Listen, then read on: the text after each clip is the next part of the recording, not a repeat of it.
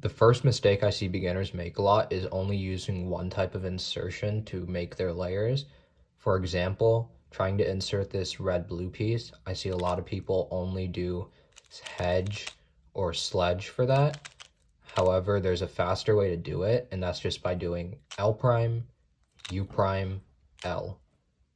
Another example, if you have it from here, instead of doing a U prime and a sledge, you can do R, U prime, R prime. I see a lot of people who are just starting out not know how to solve this last layer case and its mirror.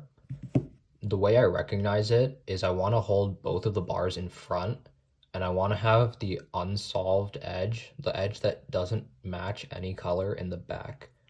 So in both of these cases, those are in the back and these bars are in the front. Next, I look at which bar is in front of me. If it's on the right side, I want to start with an L, and then I do an inverse sexy move, L prime.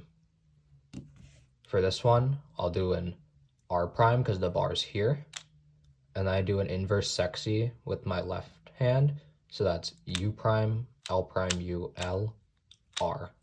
Finally, I see a lot of beginners solve tips one at a time, and they'll use like their whole wrist to do it. This is very inefficient and will take up a lot of time. A better way of trying to solve tips is to solve multiple tips at once. In this case, I could try doing this finger to solve the U tip, this finger to solve the B tip. So I can go like that. And then I could do part of my solve the centers, and then I could solve these two tips, and then continue with my solve.